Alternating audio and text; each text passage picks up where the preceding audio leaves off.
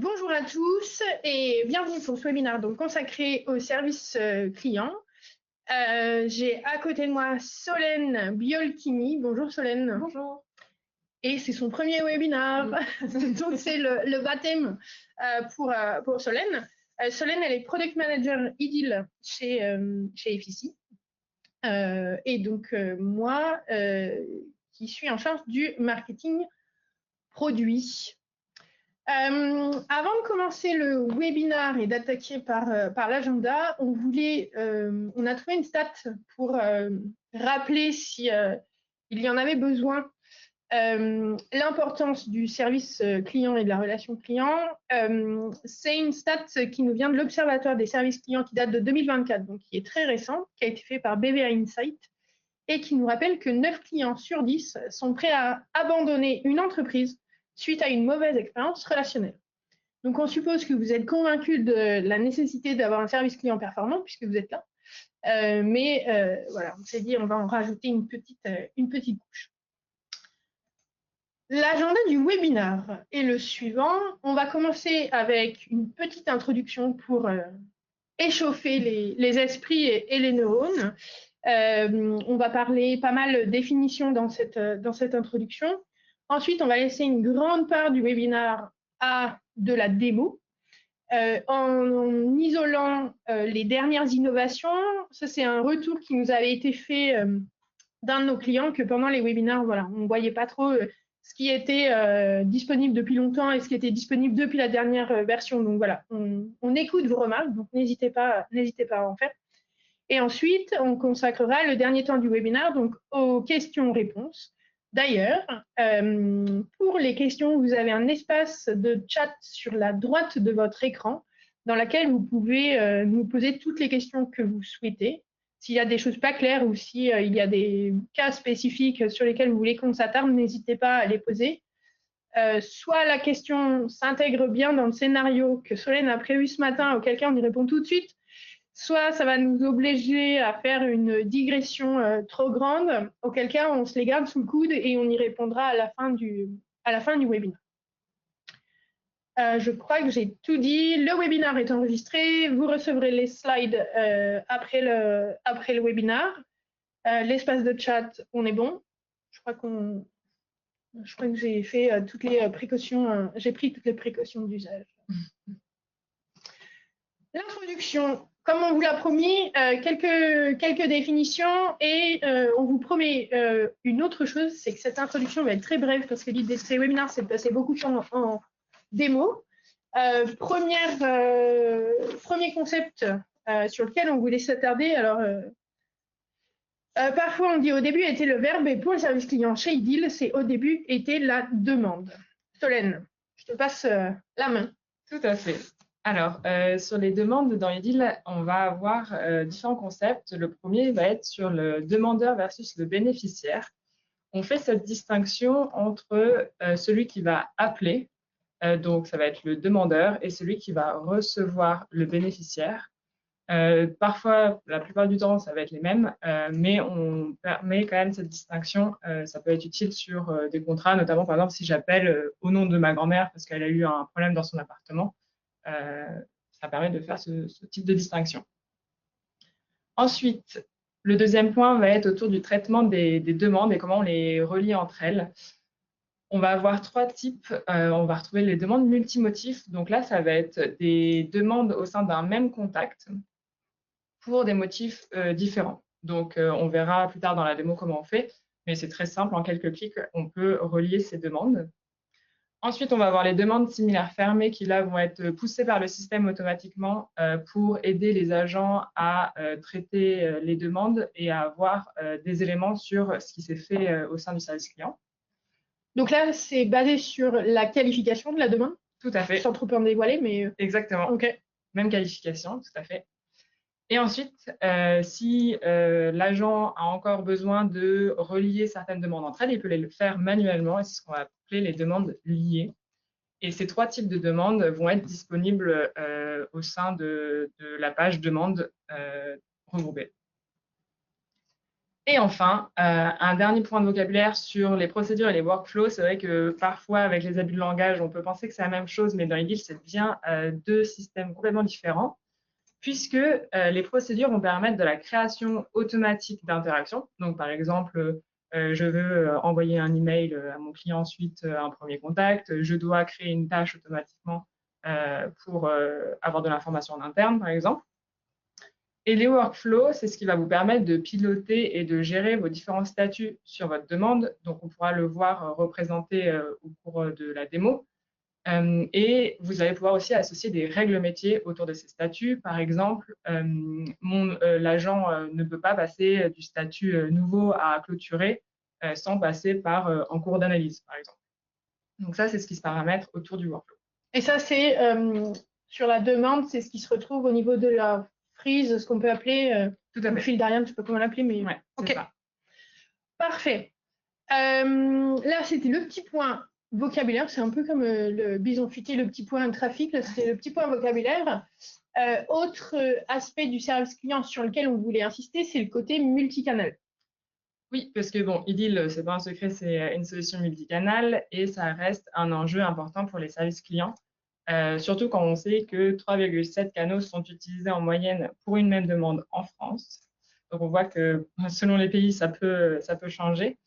On va retrouver dans IDIL des canaux, que ce soit en intégration standard ou custom, à travers le téléphone, donc pour faire de la remontée de fiches automatique, l'extranet pour avoir un espace client dédié, l'email avec boîte mail générique pour faire de la création automatique de demandes.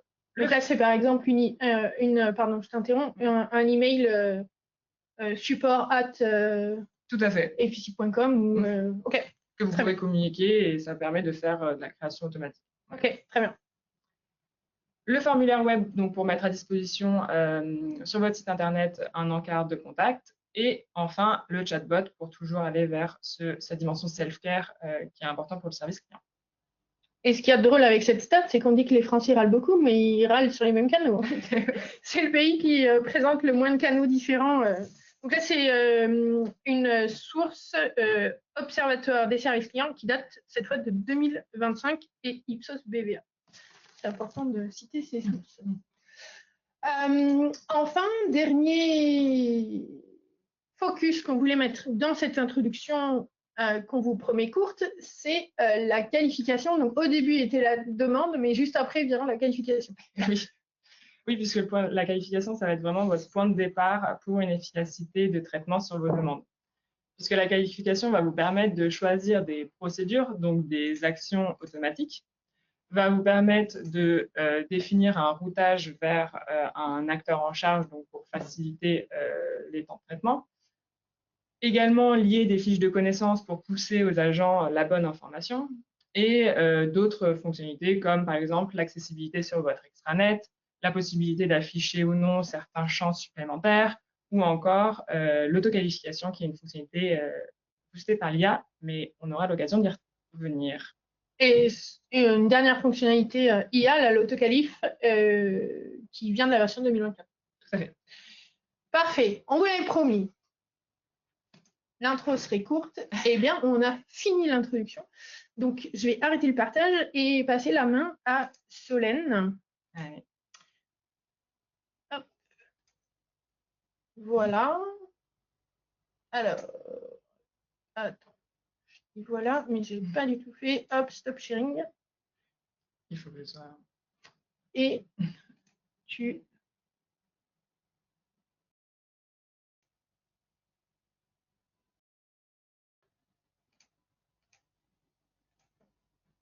Yes. Et là, normalement, tu dois avoir la possibilité de partager. C'est tout bon. Alors, donc je suis Joanne Gardot, responsable service client de Voyage Plus et je me connecte à mon interface IDIL. Donc, lorsque je me connecte, j'arrive sur mon dashboard. On va retrouver plusieurs onglets. Donc ici, on va avoir mon activité, le reporting et la base de connaissances. Sur l'activité, on peut ajouter différents compteurs qui va, en clic, vous permettre d'être réorienté vers vos listes. Vous pouvez avoir des tableaux avec des codes couleurs. Ici, ça va m'aider à prioriser, par exemple. ou encore ma to-do list pour avoir un accès rapide à mes actions grâce à ce bouton réaliser. Ensuite, on va avoir l'onglet reporting qui va être un peu plus dédié aux indicateurs du service client et encore la base de connaissances pour retrouver toutes vos fiches de connaissances. Bien sûr, vous pouvez ajouter autant d'onglets que vous le souhaitez et vous pouvez bien personnaliser tout ce que vous voyez à l'écran. D'ailleurs, c'est laissé à la main soit de l'utilisateur lui-même, soit vous pouvez bloquer cet accès si vous voulez, si vous avez travaillé sur un dashboard dont vous êtes, je ne sais pas moi, particulièrement fier et vous ne voulez pas que les agents y touchent, tout est faisable. C'est ça, exactement. Donc, on va passer sur la création de demande, puisque j'ai reçu un appel de Pierre-Henri qui me fait une réclamation au sujet de sa dernière excursion. Donc, lorsque je rentre sur de la création de demande, je vais pouvoir aller dans l'onglet Identification et je vais pouvoir aller chercher mon Pierre-Henri. Hop, ici vous avez la section donc, de recherche assez classique que vous pouvez retrouver dans vos listes. En dessous, vous avez aussi la possibilité de créer une personne directement depuis cet onglet. Donc, ça vous permet vraiment de rester sur votre création de demande sans avoir à ouvrir des multiples onglets ou partir sur d'autres process de création. On va retrouver la distinction que j'ai évoquée en introduction au niveau des demandeurs et des bénéficiaires. Donc, ça va être fait à travers ces deux boutons qu'on voit ici. Si j'appuie sur un bouton, hop, ça va automatiquement me l'ajouter aux deux champs, aux demandeurs bénéficiaires. Si jamais je veux faire un changement, alors je vais pouvoir rechercher une autre personne et ensuite l'ajouter à un ou l'autre. Donc, ça vous permet vraiment de gagner du temps et de ne pas remplir deux fois la même information au sein de votre demande. En dessous, on voit… Chaque clic est important. Oui, exactement. En dessous, on voit la modification de la personne, donc la fiche de Pierre-Henri. Si jamais il y a une information que je souhaite vérifier ou modifier, je pourrais le faire directement également dans cet écran. OK. Donc, maintenant que j'ai mon demandeur, je vais écrire mon motif, réclamation, suite excursion. Et il m'explique en fait que c'est lors d'une sortie en bateau que sa femme est tombée à l'eau. Donc là, on aurait pu imaginer que le bénéficiaire était plutôt la femme de Pierre-Henri, mais pour l'instant, je vais rester sur ce scénario. Donc, je vais pouvoir sélectionner ma qualification. On m'a dit que c'était une réclamation lors d'une excursion. Et là, j'ai le choix entre non conforme ou retard. Bon, on va dire que tomber dans l'eau, c'est plutôt du non conforme. Et lorsque je sélectionne le non conforme, on a vu une section apparaître à ce niveau-là. Donc ça, je vais vous le montrer juste après, mais c'est grâce à la qualification et la configuration qui a été faite que je peux voir toutes ces informations. Donc, les procédures, on va avoir un type de procédure qui va me permettre d'avoir des interactions automatiques, le workflow qui va me permettre de gérer mes statuts, le SLA qui me permettra d'avoir des alertes en cas de temps dépassé, et l'affectation automatique, donc là, c'est mon équipe back-office. L'affectation, juste pour rappel, ça se fait suivant les compétences d'une personne ou d'une équipe, suivant peut-être des… est-ce que ça va vers l'équipe juridique ou l'équipe commerciale, ou des niveaux également, suivant le niveau de connaissance d'un produit, que sais-je. C'est ça. Comme ça. Ça va du L1, L2, L3, voilà, voilà, exactement. J'ai également un champ qui est apparu, qui est le produit. Donc là, je vais pouvoir sélectionner le produit en question, et c'était dans les Caraïbes. Ouais, ça va. Ouais. C'est moins grave de tomber dans l'eau dans les Caraïbes. C'est ça. Ensuite, je vais pouvoir sélectionner mon canal de demande. Bon, là, je n'ai pas de CTI connecté à mon interface, donc bien entendu que ça serait automatique s'il y a une connexion. Et je vais pouvoir sélectionner l'email en tant que réponse. Donc, on va le voir sur la demande comment c'est représenté. Je vais pouvoir enregistrer ma demande et vous montrer un peu plus en détail donc, les interactions créées à travers la procédure. Donc ici, on voit que j'ai bien deux actions avec les acteurs en charge à ce niveau-là.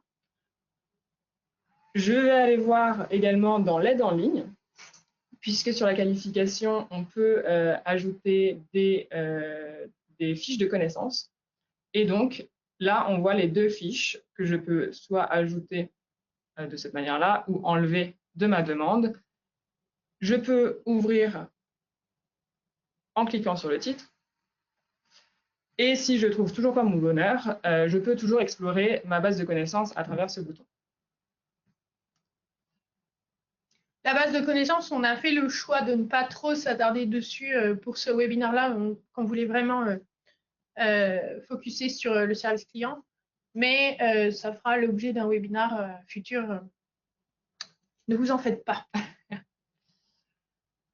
Tout à l'heure, j'ai sélectionné l'email en interaction privilégiée. Donc, on voit bien la distinction ici dans mes interactions avec la petite checkmark à côté de l'email. Donc, ça permet à l'agent de reconnaître directement le canal privilégié.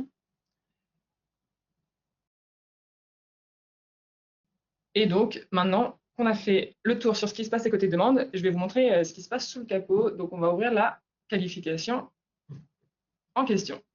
Alors, côté qualification. Donc ça, c'est pour montrer comment est-ce que toutes ces automatisations, en fait, qui ont eu lieu après le bouton créer ou enregistrer, je ne sais plus l'intitulé du dernier bouton, comment est-ce que ça a pu se mettre en place? Parce que ça a l'air magique, mais il faut un peu de Solène, c'est une magicienne qui va vous montrer ces trucs. C'est un peu inattendu, mais voilà. Donc, lorsqu'on rentre dans le menu de qualification, on tombe directement sur l'arbre réalisé. Donc, c'est exactement le même qu'on voyait sur la demande. Il n'y a pas de distinction à ce niveau-là. L'arbre de qualification, vous pouvez vraiment le construire de la manière dont vous le souhaitez. Il n'y a aucune contrainte en termes de niveau ou de structure. Donc, il s'adapte réellement à vos process. Donc, si on regarde un peu plus en détail ma réclamation non conforme, je vais cliquer dessus. Et donc là, on voit que la configuration est apparue juste en dessous. Et là, on voit le fameux workflow de mes demandes qui a été ajouté, les deux fiches de connaissances qu'on voyait dans l'onglet Aide, exactement, les procédures lancées donc, pour avoir mes deux interactions automatiques, pour envoyer mon bon cadeau et faire un suivi, l'affectation automatique, le SLA, la displaybox voyage. Donc, ce qu'on entend par displaybox, ça va être le champ qui a été rajouté lorsque j'ai sélectionné la qualification. Donc, dans mon exemple, c'était produit. Donc, voyage, c'est le nom de la displaybox qui va afficher le champ produit. C'est ça. Et ensuite, on va retrouver la possibilité d'identification obligatoire ou non, selon votre typologie de demande. Parfois, ce n'est pas nécessaire. L'ordre d'affichage, donc ça, c'est ce qui se passe dans votre arbre. Ici, on voit bien que c'est la première position dans mon dossier excursion. Donc, on voit que c'est écrit 1. Il y a une autre façon également de gérer l'ordre d'affichage, ça va être de faire un glisser-déposer tout simplement lorsque vous avez enregistré votre qualification directement dans l'arbre.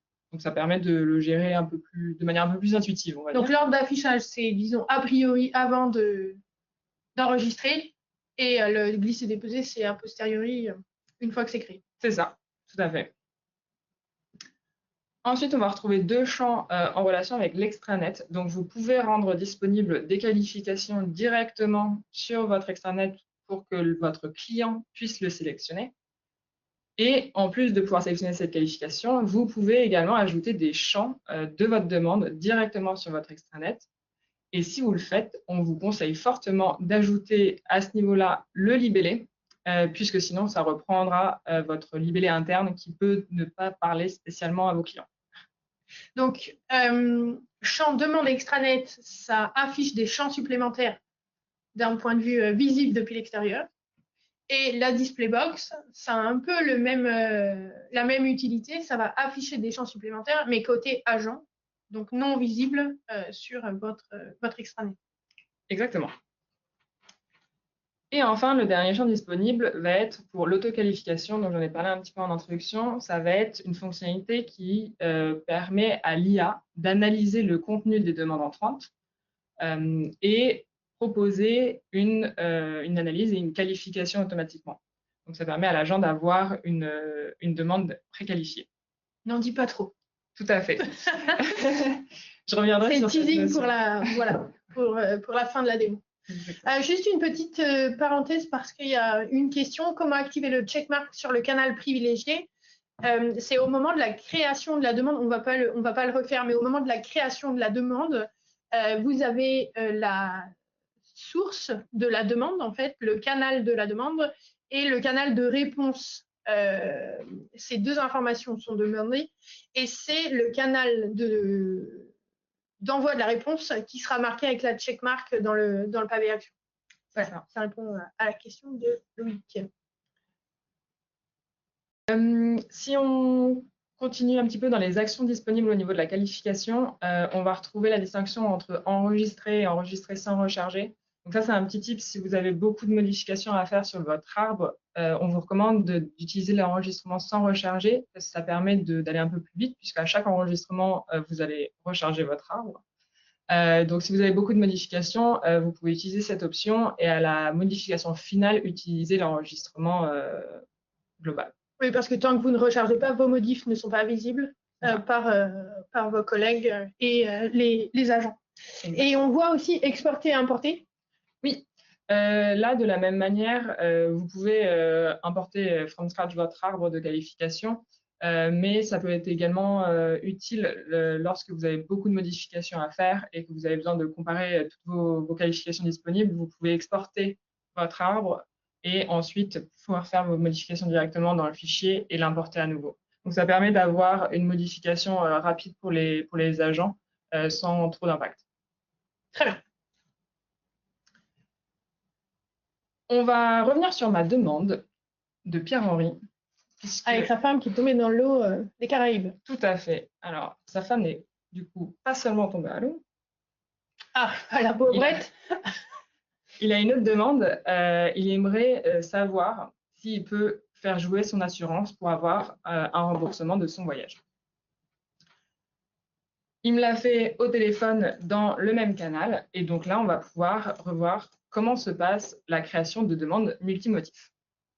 Donc, je vous avais introduit au tout début que c'était très simple et vous allez pouvoir le voir que c'est juste un clic sur votre demande ici, à ce niveau-là, demande plus, et ça va vous permettre de créer automatiquement une demande multimotif. On voit dans le demandeur et bénéficiaire que les informations ont été reprises. Il y a l'entreprise de Pierre-Henri qui a été également reprise. Aussi, le canal de la demande et le répondre par. Pour faire un petit lien avec la question, c'est à ce niveau-là qu'on sélectionne le canal privilégié. D'ailleurs, on me souffle dans l'oreillette depuis la régie que si vous pouvez paramétrer en fait le fait que si la personne qui vous appelle est déjà connue, donc là en l'occurrence Pierre-Henri, si son canal préféré de contact c'est l'email, que ce champ-là répondre par soit déjà pré-renseigné en tenant compte de la préférence de votre contact. On l'a dit, hein, tout clic évité est un gameton. C'est sûr. Je vais continuer avec la qualification. Du coup, il m'a parlé d'assurance. On va aller sur l'assurance voyage. Et là, on voit que d'autres informations ont été ajoutées, donc avec une procédure d'information et l'affectation à moi-même. Je vais pouvoir clôturer directement cette demande puisque j'ai donné toutes les informations nécessaires concernant l'assurance. Et on va pouvoir aller voir dans demande associée ma première demande. Donc, c'est les demandes qui vont être reliées entre elles vont être disponibles dans cet onglet-là. Bien entendu, là, j'ai fait une demande sur Pierre-Henri. Vous avez aussi accès à toutes ces demandes-là sur la fiche contact. Il y a une question, on peut faire autant de demandes que l'on veut. Oui, tout à fait. Là, on voit que... Si vous avez la femme de Pierre-Henri qui est tombée dans l'eau, qui a eu une indigestion, qui se plaint de la qualité du guide, il n'y a pas de problème. Pierre-Henri peut se plaindre autant qu'il veut, vous ne serez pas limité en nombre de demandes créées. C'est ça. Petit clin d'œil à Céline qui nous posait la question. Ensuite, dans cet onglet-là, on va retrouver les demandes liées également. Donc là, j'ai aucune demande, ce qui est normal puisque je ne vous ai pas encore montré comment faire. Et ensuite, les demandes similaires récemment fermées. Donc là, on va avoir la vue liste avec toutes les demandes fermées. Donc là, j'en ai qu'une seule qui concerne mon motif assurance voyage. Je peux cliquer dessus pour être orienté vers cette demande, ce qui me permettra d'avoir toutes les informations nécessaires pour la clôture de ma demande en cours. Je vous propose de voir comment ça se passe pour faire des demandes liées. Alors pour ça, je vais aller dans ma liste de demandes. Et là, je vais pouvoir relier plusieurs demandes en les sélectionnant à travers ces options ici. Et lorsque j'en sélectionne plus d'une, j'ai l'option lier demande en haut à droite dans le pavé action qui s'affiche. Lorsque j'utilise cette option, je vais pouvoir renseigner une demande parente. Donc, rentrer dans ma recherche. Et là, on va aller prendre celle-ci. Et lorsque je rentre sur ma demande, vous allez pouvoir voir ici la demande principale. Donc, c'est celle que vous avez renseignée en demande parente. Et dessous, toutes les demandes liées que vous avez sélectionnées. Juste le travail que tu as fait là sur la liste en piochant au hasard pour les lier, ça a peut-être plus d'intérêt métier d'utiliser les filtres dans votre recherche personnalisée pour les lier, je ne sais pas moi, par canal, par demandeur, par date ou que sais-je. Tout à fait, oui, exactement. Parce que là, on l'a fait un peu au pif pour la démo.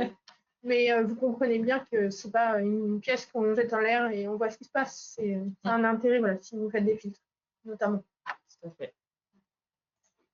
Je vais retourner sur ma vue liste pour vous montrer un dernier tips sur cette vue qui va être le répondre par email. Donc, imaginons ce matin, j'ai rencontré un bug sur mon site internet. Mes clients ne peuvent plus faire de réservation de voyage en ligne. Et donc, j'ai reçu plusieurs demandes à ce sujet-là. Donc là, je vois que j'ai mes problèmes techniques qui apparaissent. Pour aller au plus efficace, parce que je sais que c'est un problème qui affecte plusieurs clients, je vais pouvoir faire un répondre par email ici. Cette option va permettre d'envoyer un email unitaire à chaque demandeur qu'on voit dans cette liste-là.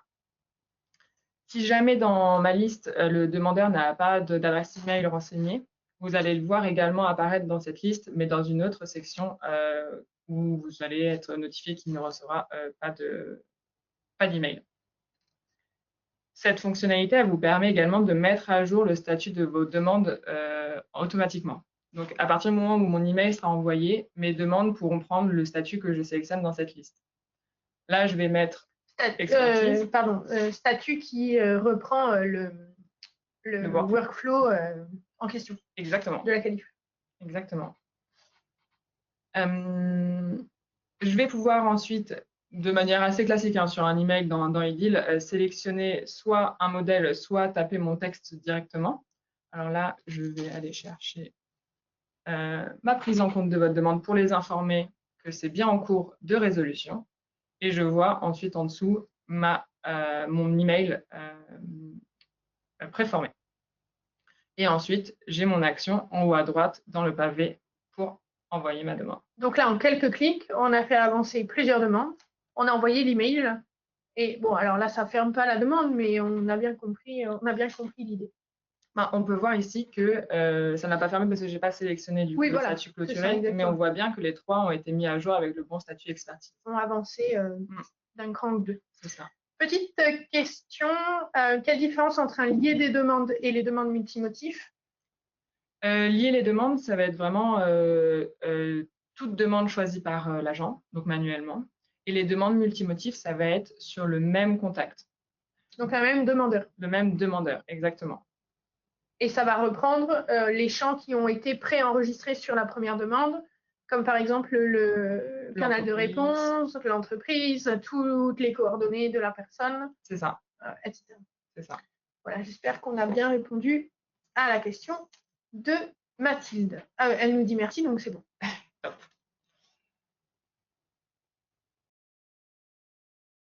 J'ai terminé sur les fonctionnalités, on va dire, déjà présentes dans Readit. Bah, j'allais dire, mais non, Solène, t'as pas terminé. Et non. Il nous reste les nouveautés boostées à l'IA, donc qui sont disponibles depuis la version 2024. Donc là, on met l'accent sur les nouveautés qui ont un impact sur le service client parce que c'est le sujet du jour. Il y a d'autres nouveautés dans la 2024, mais les nouveautés qui concernent le service client, tu voulais parler de 3 notamment. Oui. Alors, la première va être sur l'analyse de sentiments. Donc, on voit ici dans mes demandes à traiter une colonne qui s'appelle sentiments avec 3 valeurs possibles, positives, négatives et neutres. Et en fait, ça va être tout simplement l'IA qui va venir analyser le contenu de la demande entrante, donc écrite, et proposer un premier sentiment de contact. Donc, il va reconnaître des mots à tendance positive, il va mettre forcément le tag positif, et au contraire, si un client est très mécontent, il va plutôt mettre le négatif. S'il ne distingue aucune vraie tendance, ni enthousiasme, voilà, il va ajouter neutre. Cette analyse de sentiment, elle est également disponible au niveau de la demande. Ici, vous voyez dans le pavé de traitement, vous avez la vignette négative qui apparaît également. Deuxième fonctionnalité que je souhaite vous montrer, ça va être les résumés de l'IA, donc qui est également sur la demande. Vous avez déjà vu le bouton probablement lors de la démo. Ici, c'est un résumé qui a déjà été généré. On voit la date, donc c'est la date du jour, avec un premier élément sur le contexte, les différentes étapes qui ont déjà été réalisées, une analyse sur les causes et les solutions qu'on pourrait mettre en place, et enfin un pavé qui peut être très utile quand même pour les agents avec les prochaines actions prévues. Ça va permettre d'avoir en quelques lignes un résumé global de la demande, et vous pouvez le générer à partir du moment où il y a suffisamment d'informations sur la demande, puisqu'on va éviter de générer et utiliser l'IA pour avoir un résultat.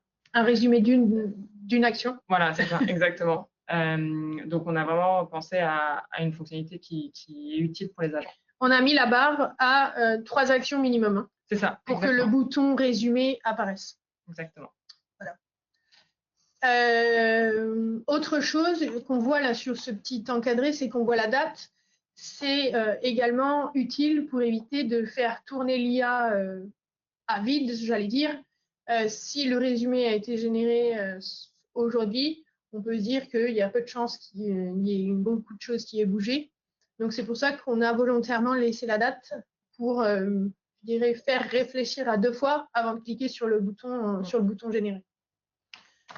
Et petit disclaimer, l'IA peut se tromper.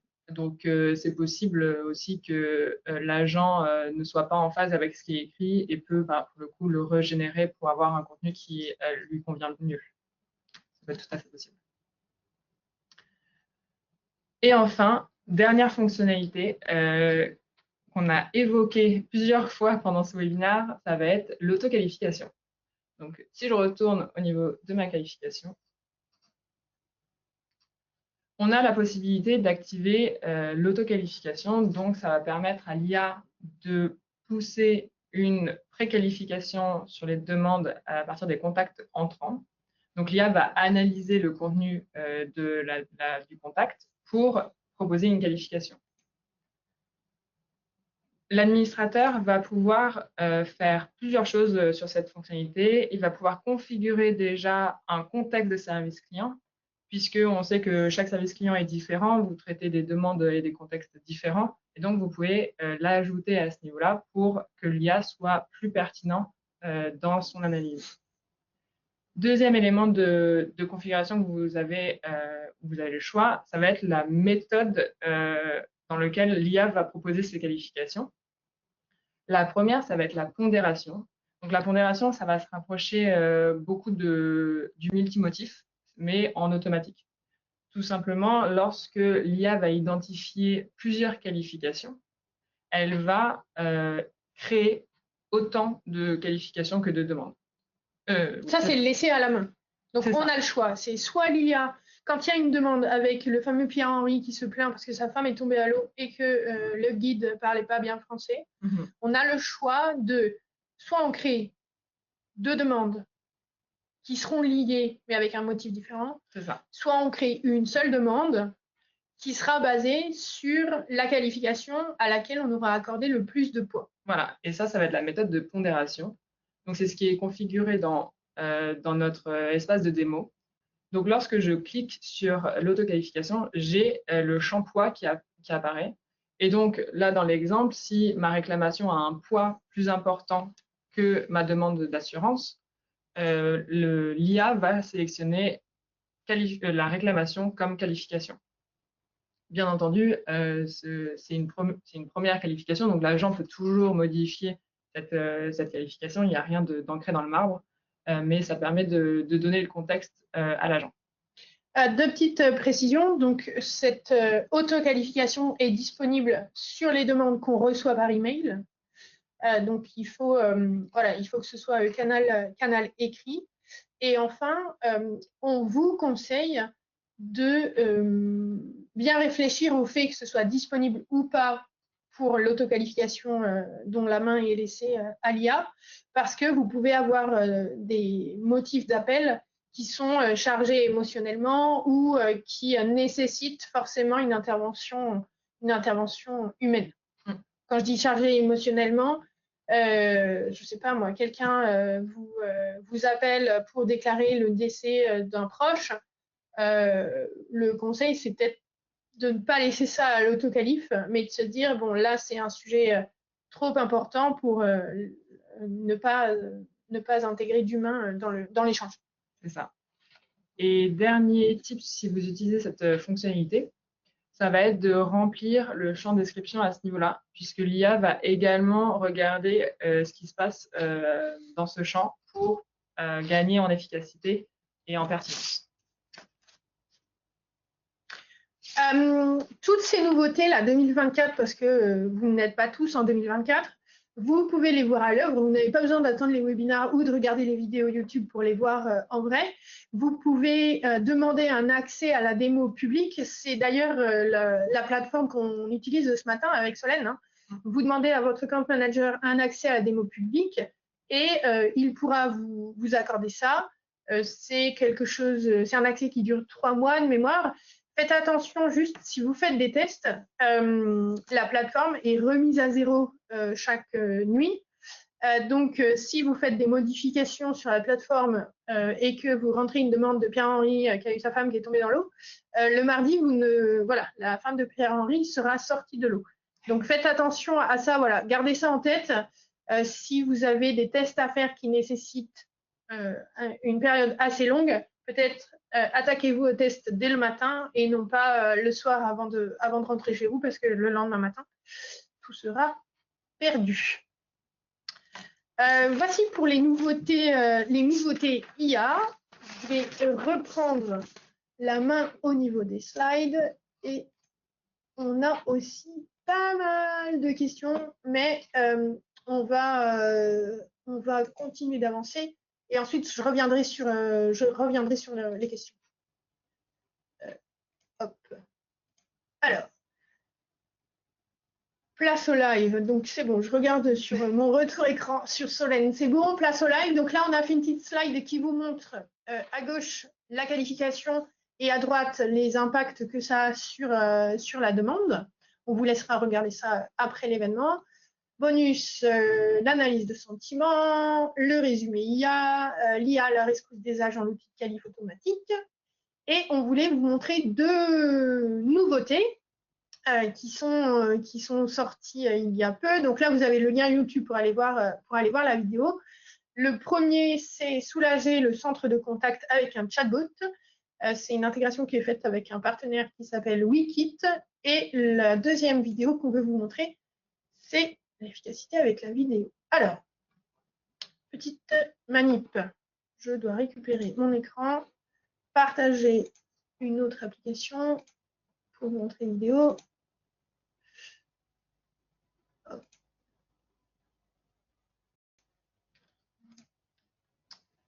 Je lis le code rouge.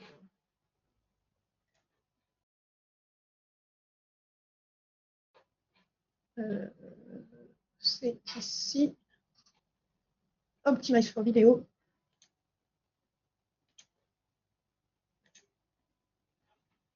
Voilà. Normalement, c'est bon? Ouais. Parfait. Alors, pour vous donner un peu de contexte, on a fait cette vidéo dans un contexte habitat social pour un salon. Donc, vous allez voir des immeubles, voilà. Mais c'est tout à fait applicable dans un autre contexte, bien évidemment. Et je vous laisse découvrir. Voilà, je vous en dis pas plus. Regardez. Soulager le centre de relations clients avec un chatbot. Dans le secteur de l'habitat social, il est essentiel de fluidifier les échanges dès le premier contact et ainsi soulager les conseillers pour les laisser se concentrer sur les demandes les plus complexes. C'est là qu'entre en jeu l'intégration entre IDIL et Wiki, le chatbot doté à l'intelligence artificielle conçu pour améliorer l'efficacité des équipes services. Je suis ici Fabien Belmar et j'ai une question à poser à mon bailleur. Je me rends sur son site web et entame le dialogue avec le chatbot intégré.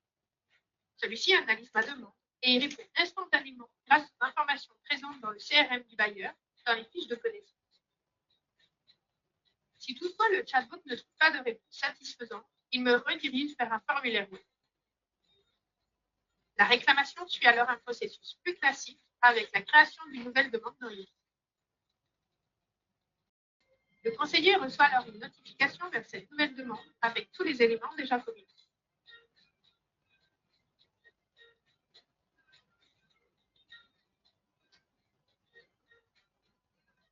Grâce à cette intégration offerte par IDIL, le gain de temps est considérable et le locataire bénéficie d'un parcours fluide sans rupture. Le CRC devient plus réactif et plus efficace pour répondre aux attentes des clients. Une solution simple et intelligente au service des locataires comme des bailleurs. À bientôt.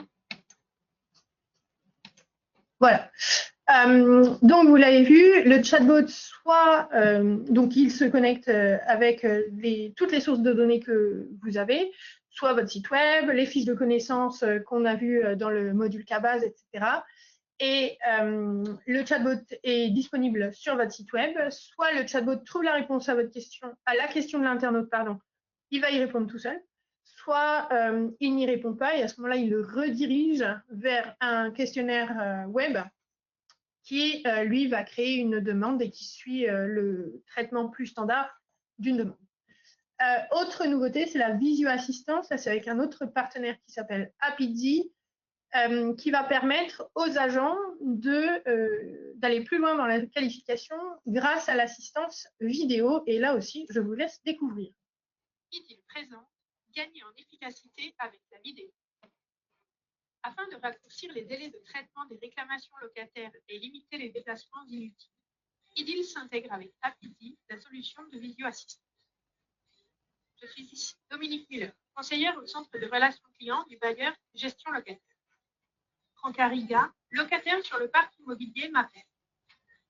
Si mon organisation dispose d'un outil de CTI, le locataire est automatiquement identifié et ses demandes en cours s'affichent. Sinon, la procédure reste tout aussi floue. Monsieur Arriga m'appelle pour déclarer un nouveau sinistre. Je vais donc créer une nouvelle demande. Pour mieux qualifier sa demande et appréhender le degré d'urgence, je l'invite à un appel vidéo. Le locataire, de son côté, reçoit un SMS avec un lien pour rejoindre l'assistance vidéo. Après avoir accepté les conditions et sélectionné les périphériques, il lui est proposé de rejoindre la session. Côté conseiller, je vois le locataire évoluer dans son parcours, puis j'accepte d'entrer en relation avec lui. Le locataire peut alors me montrer l'objet de sa réclamation en vidéo. Je peux interagir avec lui grâce au pointeur pour lui désigner une zone précise, allumer sa lampe torche ou encore faire des photos du sinistre. Une fois l'appel terminé, le conseiller finit de qualifier la demande avant de la clore. L'interaction et les photos sont stockées sur la demande.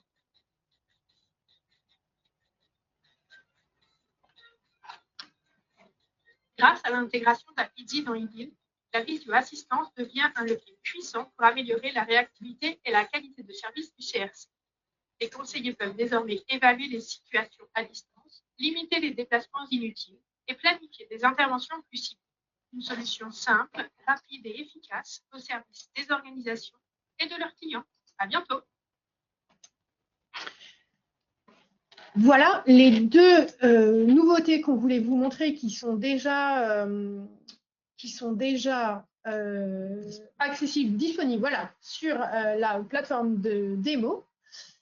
Alors, je crois que c'est sur la démo gestion locataire, mais vous pouvez, si vous êtes intéressé par ces fonctionnalités, vous pouvez cliquer sur les liens YouTube qui sont sur les slides et vous retrouverez, hop, voilà, vous retrouverez les vidéos, vous pourrez faire replay, stop, encore pour regarder ça de manière plus attentive.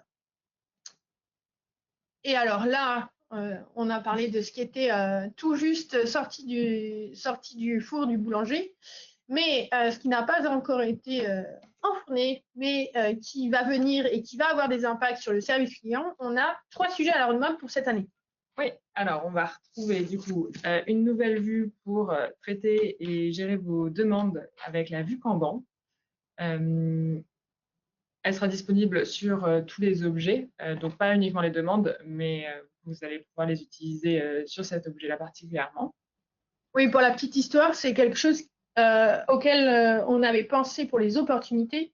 Et suite au retour d'un client, voilà, ça va être aussi disponible sur les demandes. Tout à fait. Donc c'est important de nous faire vos retours. Oui, c'est exactement ça. C'est comme quoi ça vous sert de nous faire vos retours. On en tient compte pour l'organisation de nos webinaires, pour l'évolution du produit. Donc voilà, surtout n'hésitez pas, on est hyper friands de ça. Ensuite, on va retrouver le canal WhatsApp, donc toujours pour continuer cette dimension multicanal. Donc, on sait que c'est un canal qui est quand même assez privilégié par les consommateurs finaux. Donc, on souhaite l'intégrer à Idyll.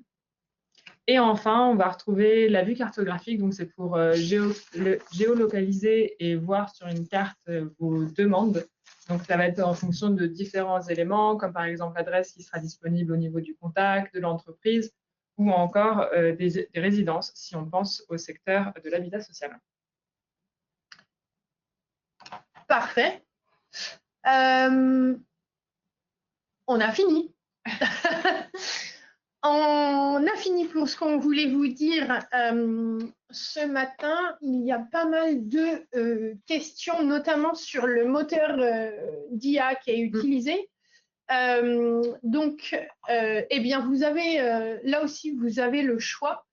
Dans un premier temps, on a proposé ça avec Gemini, l'IA de Google, et parce que la souveraineté est un sujet qui nous tient particulièrement à cœur et de plus en plus au vu des dernières actualités. Vous aurez le choix entre Gemini et Mistral. Donc, ça répond à pas mal de questions sur est-ce que les données transitent hors UE, quel est le moteur d'IA derrière?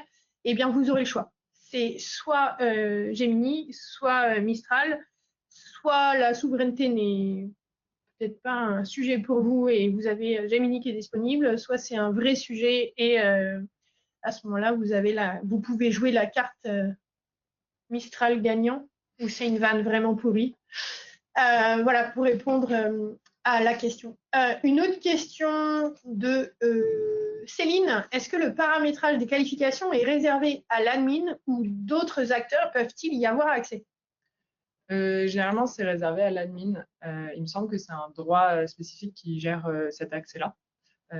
Mais comme c'est pas quelque chose qui change tous les jours, on va dire, c'est plutôt préférable de le garder côté administrateur. Après, c'est à votre choix. Tout à fait. Donc là, c'est à vous de voir si vous avez des, je sais pas moi, des super users, des super agents. N'hésitez pas à leur donner les droits. Après, il faut bien sûr prévoir une formation. Vous pourrez leur envoyer le replay du webinaire. Mais non, blague à part, c'est une décision métier. Tout est faisable de côté produit. Ensuite, on a une question. Quand la livraison de ces 2 fonctionnalités est-elle prévue? Est-ce qu'elle se dispo pour la version 2024? C'est une question de Claire. Je suppose qu'on parle du chatbot et de la visio-assistance. Si ce n'est pas le cas, Claire, je veux bien une petite précision. C'est déjà disponible. Nouvelle question, Claire? Oui, c'est ça. Donc, c'est déjà disponible, mais quand on vous dit que la peinture n'est pas fraîche, voilà. C'est les nouveautés toutes récentes. Donc, ce sont des nouveautés qui sont sorties après la sortie de la version 2024, mais qui sont exploitables sur la version 2024. Voilà. Je crois qu'on a fait tout des questions. Quelle est la solution de l'IA? Ça, c'est bon.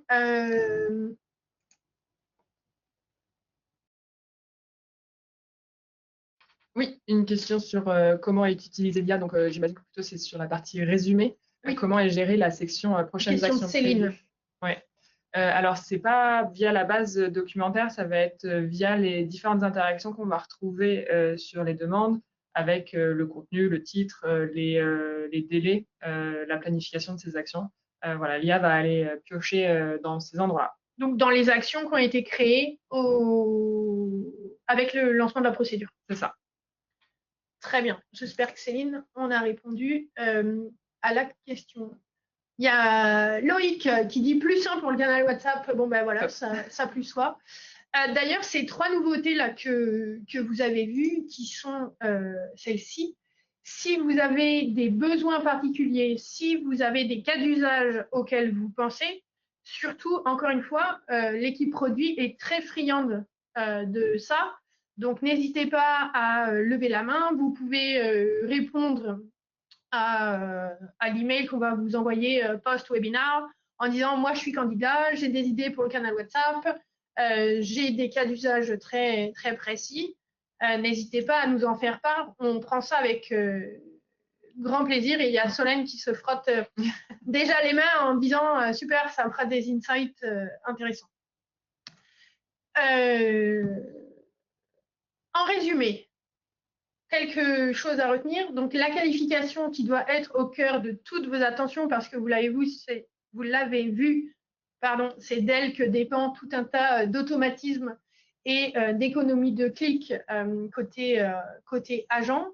Vous avez une souplesse de paramétrage qui est offerte par la solution, qui est assez j'allais dire phénoménal, en tout cas qui permet beaucoup de choses et ça va vous permettre toujours de rendre plus efficaces vos agents.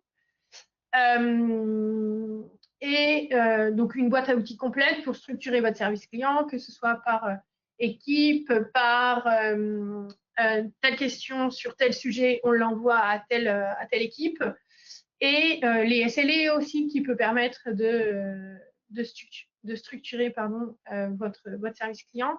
Et enfin, l'IA qui va être là pour assister vos agents et pour leur faire gagner du temps et pour les laisser se concentrer sur les demandes qui nécessitent le plus de valeur ajoutée.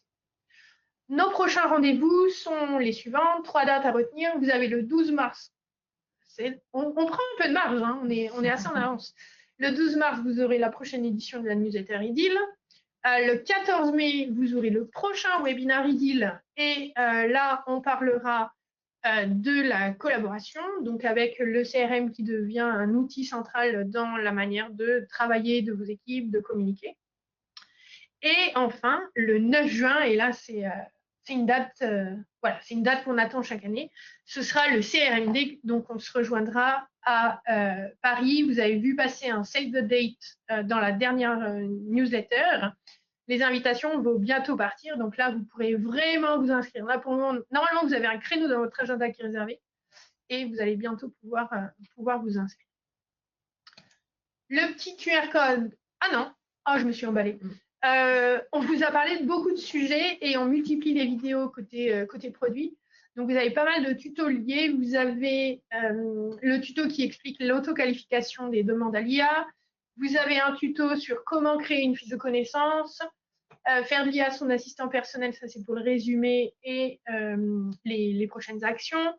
Vous avez également Solène qui nous a parlé des compteurs qui sont disponibles sur le dashboard d'accueil. Vous avez la possibilité de les mettre aussi sur la sidebar, donc pour qu'ils soient visibles à tout moment de la journée et pas uniquement quand on est sur le dashboard. Vous avez priorisé les demandes avec l'IA pour l'analyse de sentiments.